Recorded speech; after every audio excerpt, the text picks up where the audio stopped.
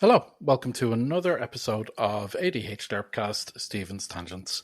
It's just me still. Harv is still busy. We're going to be probably talking next week. He's got a few more college-y kind of things to get on top of. But once those are out of the way, he should be back. Now, I don't know if he'll be back doing recording straight away, but we're going to be back in... we're going to be back talking, we're going to be back planning, and we're going to be seeing what way we want to go forward with the joint kind of stuff. But for now, it's just me. I posted a TikTok a few days ago.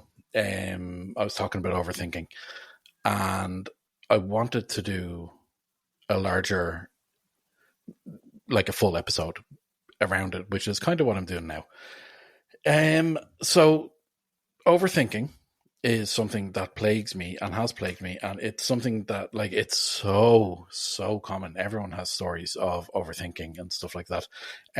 But it links to ADHD, and it's something that so many people experience with ADHD for loads of different reasons, and we can go through those in a bit.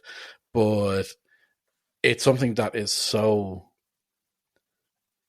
like, super close to my heart, and saying it like that makes it sound like I have affection for it, which I assure you I do not, because overthinking is the bane of my existence. It's the reason why I tend to not do anything, even when Harv and I we decided that we were going to take this break from the podcast, because there was so much stuff going on. There was so much stuff going on in his life and in my life.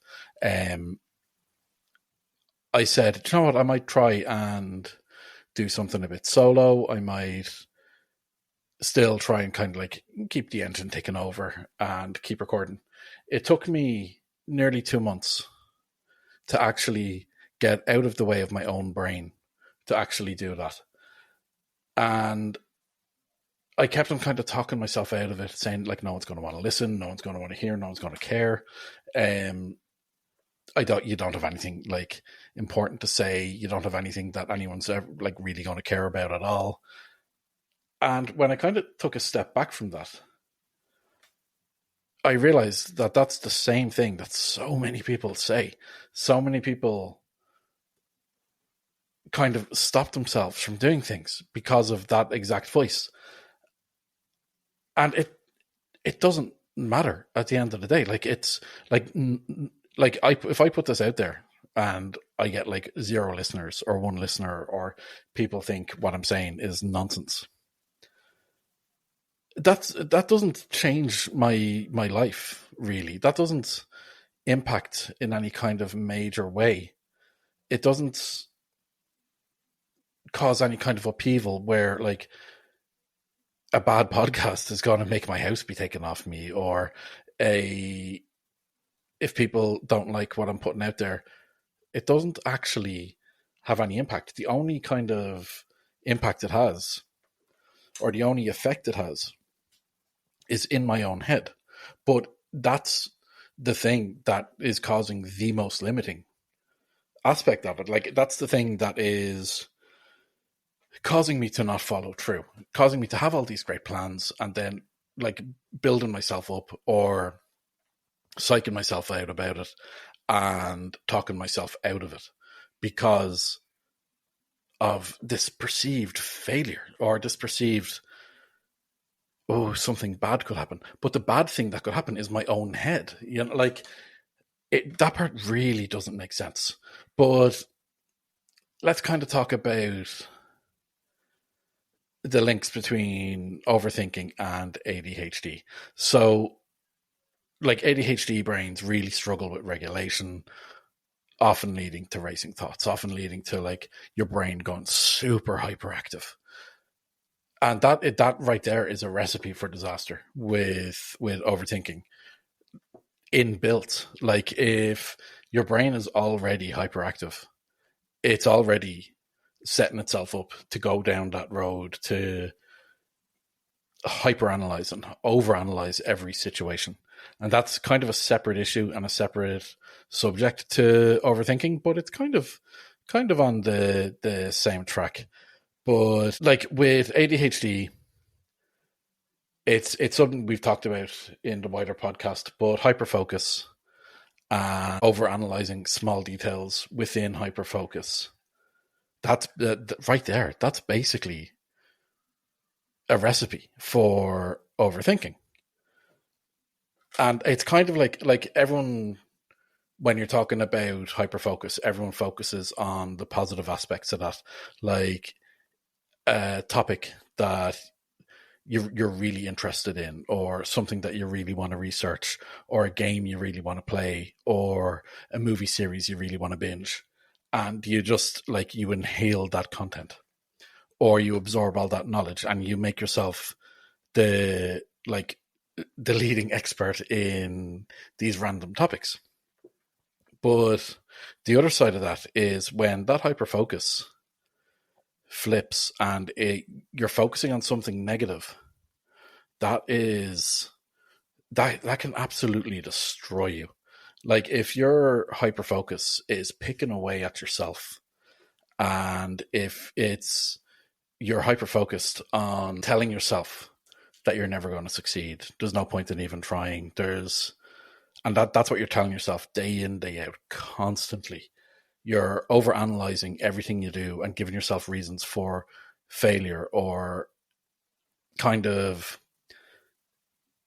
analyzing every single interaction with people and convincing yourself that those interactions are negative, or those interactions are harmful and damaging, or that these people don't like you, or they're laughing at you, or they don't value your input. It's so damaging. And that's the other side of hyperfocus that people don't really focus on so much. But that is just as big a part of hyperfocus as, oh, I stayed up till 5 a.m. playing a game. It's the really damaging part of hyperfocus. And in media these days, there's a really big push for like things like, oh, ADHD is a superpower. And it's something I talk about as well. Like when I'm talking to people about that I got an ADHD diagnosis, or I'm explaining what my experience is like, I tend to focus on the positives, and I tend to focus on how it makes me stand out, how it helps me in my day-to-day life, how it helps with my career, how I've turned it into a strength, rather than focusing on the parts that are a weakness or the parts that I struggle with. And hyperfocus is something that I do that with. I'll reframe it as almost like, oh, it's this kooky quirk. But for years, I continually and constantly told myself that I was worthless. Up until and including in my 30s, I continually and constantly told myself that I was worthless. Every single interaction I had with people, I believed had a double meaning, that it was that they were like, that people didn't like me, people didn't value what I was saying, people thought I was stupid, or I thought if people were giving me positive feedback or positive encouragement, that they were taking pity on me, that they were like, oh, we'll throw him a bone, basically. I repeatedly told myself that I had no value in the world, and it was only through years of therapy that I was able to overcome that. So these continual messages, when you're receiving them on a daily basis, when you're telling yourself these things day in, day out, they really do affect every decision that you make at that point. When you're kind of trying to improve your life, or when you're trying to do anything, these messages are going to have built such a foundation, such a strong foundation, that every time you try and kind of like break that cycle or you try and improve things, you're going to be faced with decision paralysis. You're going to be faced with decisions, and you're going to be faced with choices that you need to make. And you're going to freeze. You're going to be like, you're going to overanalyze every aspect of those decisions to the point you're going to not be in a position to make those choices. And when I say you're going to be, I really mean I'm going to be.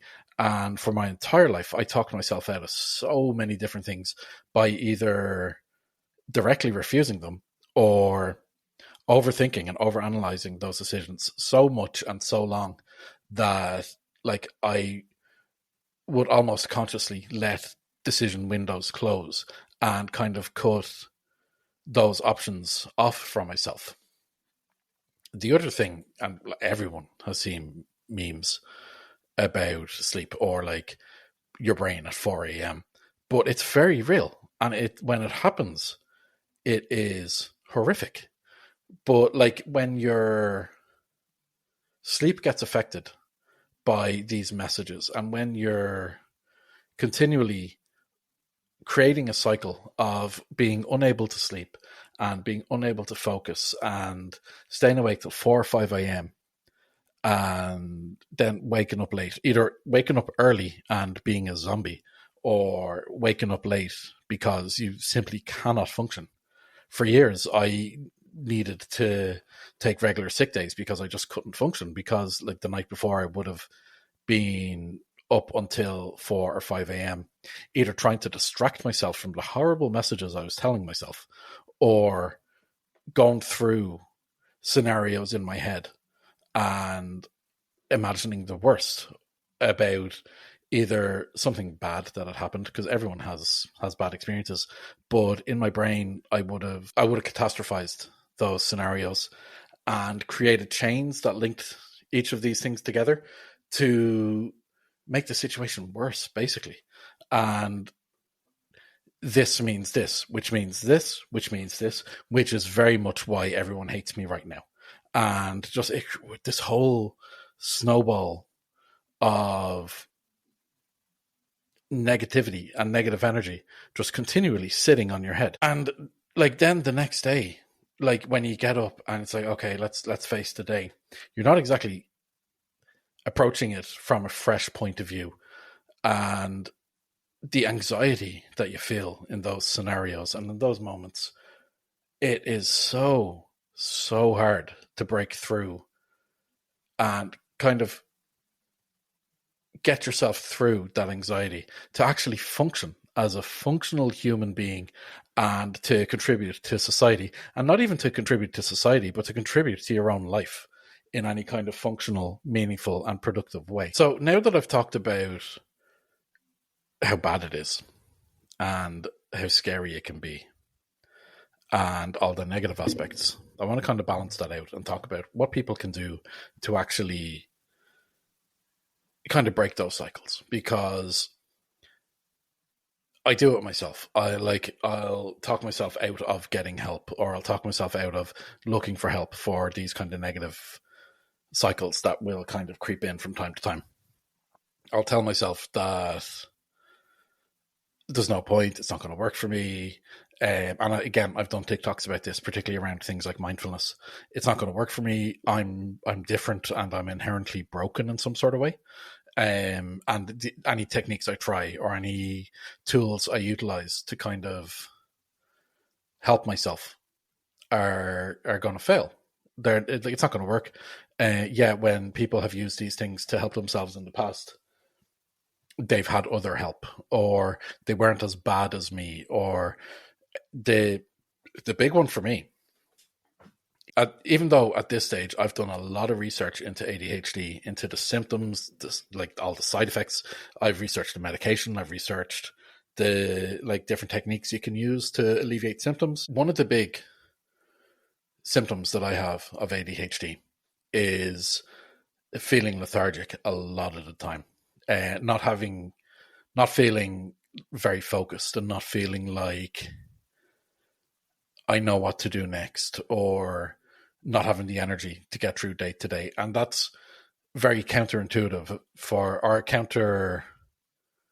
I don't even know what the word is, but it's kind of like in direct contrast to what people expect ADHD to be like. A lot of people think because of the hyperactivity part, hyperactivity doesn't always just mean running around.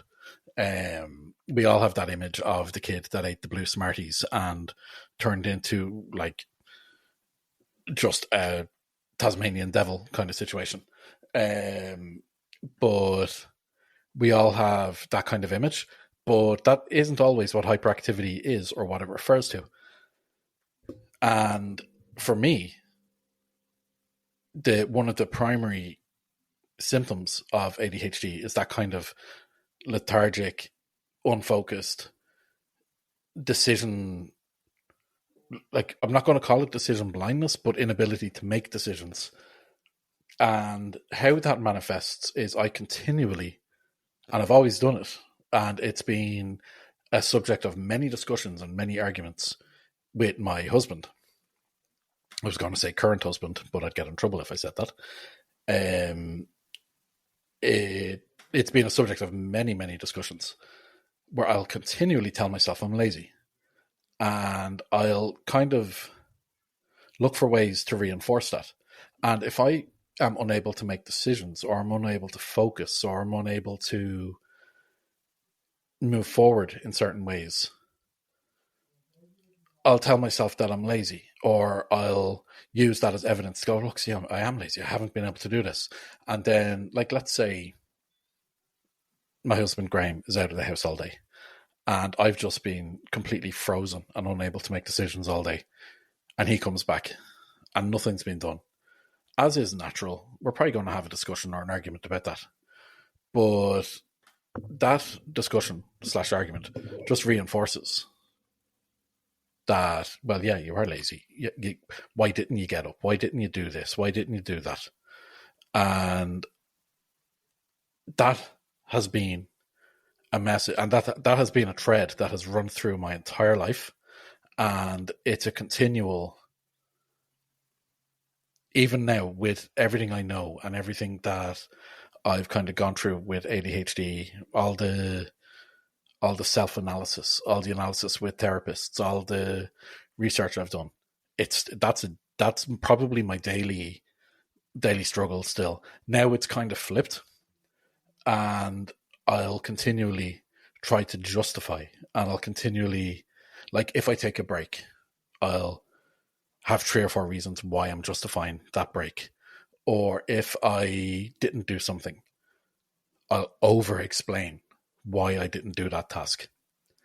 What are some day-to-day things that people can actually do to help break these cycles? Because not everyone has the money to invest in years of therapy, or the years to invest in years of therapy.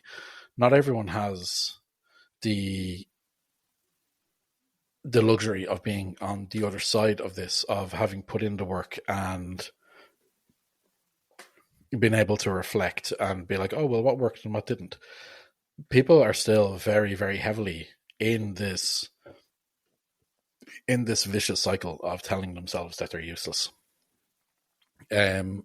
Something that really helped me recently, like, and as someone who has gone through therapy and has gone through this journey quite a lot, something that has helped me recently that I have always been skeptical of was meditation. And meditation has a really, like, a floaty light, crystal healing kind of image, which kind of doesn't really help, I don't think, and it kind of gets people to kind of shy away from it. I try and take a more, not necessarily belief system based, but I try and take a more, like, a logical approach when I approach meditation.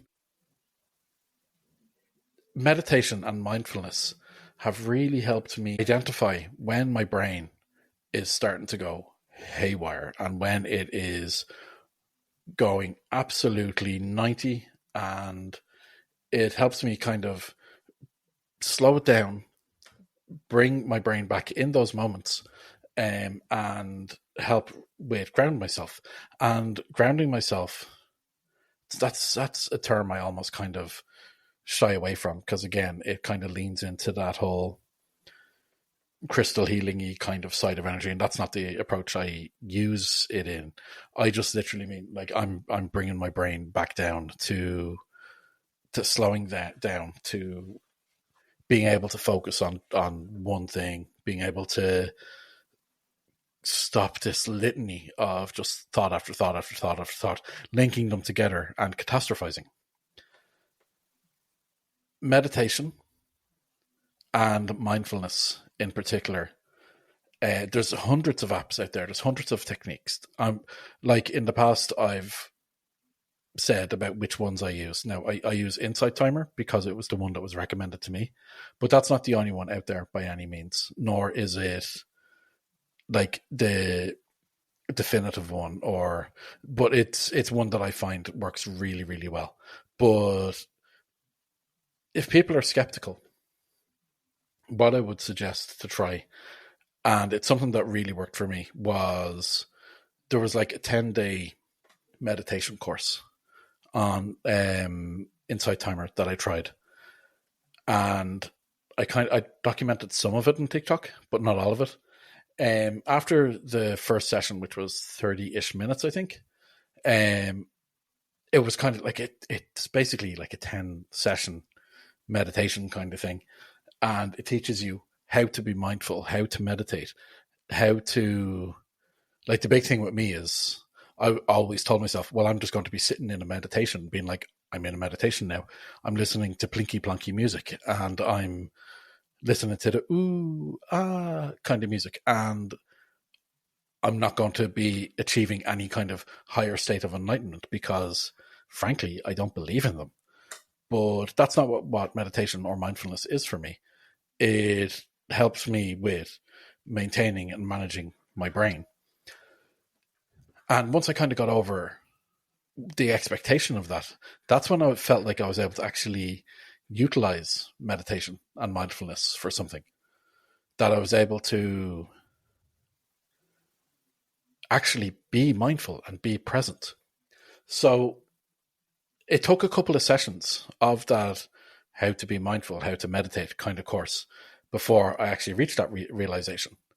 And that's when I actually started to use it. And it's something that I don't do every day, but I'd say 4 or 5 times a week, I'll try and do some sort of mindfulness or meditation session, to, particularly if I'm having trouble with anything or if I'm having trouble sleeping. I find it really helps with that now. If I'm struggling with different things, it really helps me kind of unlock things in my brain. And speaking of unlocking things in my brain, the other technique that I use, and it's something I've spoken about before, but I struggle with writing lists. That's not what I mean when I say this next technique. I will just write my thoughts down in like a stream of consciousness kind of way, or I'll write what I'm thinking, try and get them out of my head and put them somewhere that I can visualize. And this was something I always like kind of disregarded when I saw other people doing it. It isn't necessarily just having to write it down, because that wasn't the way that I did it that worked for me. When I first started this podcast with Harv, speaking my thoughts and listening back to them really helped me understand where my brain was coming from, the patterns that I was seeing repeatedly through those recordings. So getting your thoughts out of your head in whatever format works best for you. As I said, writing doesn't really work for me in that scenario. A lot of people like to write their thoughts. Some people like to produce art. Some people like to write lyrics, draw a picture, whatever method or medium works for you to get those thoughts from your brain, but into something that you can utilize to understand. Really, really helps, and I cannot understate that enough. So those are probably the two biggest ways outside of things like actual therapy, actual like medication and therapy to cope with these kind of things. They do take effort. And sometimes people are looking for a quick fix. Sometimes people are looking for just a way for a switch to flick. And again, outside of medication, there isn't anything like that. You have to put some sort of work in to kind of change these patterns, because if you've been telling yourself for 30 or 40 years, you're shit, that's a lot of messages that you have to undo. That's a lot of work that you have to cover and a lot of ground you have to cover. But these are the techniques that, if you try them and give them the actual time, will work. They, well, not will work, but have been proven to work with other people. And I'm one of those people, and I'm very happy to say that I now have ways to break those kind of overthinking and catastrophizing cycles in my own head. They still happen. They're still going to happen, and they're going to happen for everybody, but they're lessened now, and they're now incidents that occur rather than my daily life. And I'm able to, when one of these incidents occur, I'm able to look at it. I'm able to see, was there a trigger? Was there something that set me off? Was there something that started the snowball effect that led me down that road? And is it something that I can control? And is it something that I can improve on or make better in some sort of way? That brings us to the end of another episode of Stephen's Tangents. As I said, I'm going to be working with Harv fairly soon again, but I think I'm still going to keep these going if I can manage the workload. I would encourage people to get in touch to share their experiences. How do you cope with overthinking? How do you manage it? And are there any aspects of it that you struggle with? You can leave a comment. You can leave a comment on Spotify, or you can get in touch directly through our email, ADHDerpCast@gmail.com. You can follow us on Spotify. You can follow us on TikTok, Instagram, YouTube. Get in touch with us, share your experience, and yeah, we absolutely thrive on that kind of feedback, and we'd love to kind of help more people. So our ultimate goal here is to create a community, because we're all kind of dealing with the same thing. We're all struggling with the same kind of things, or we have all struggled with the same things. And if we can share that burden, we can lessen that burden.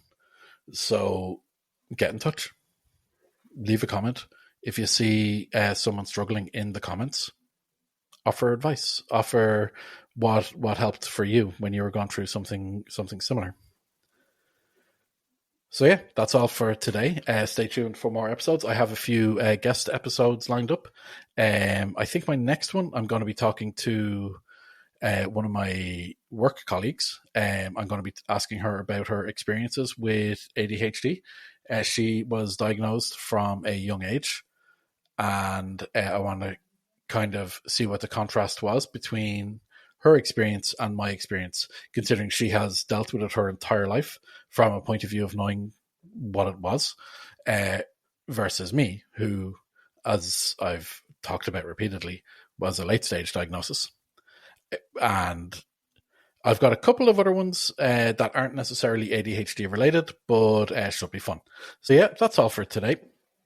Please remember, like, comment, and subscribe. Give us your feedback, and I will see you soon for more chats.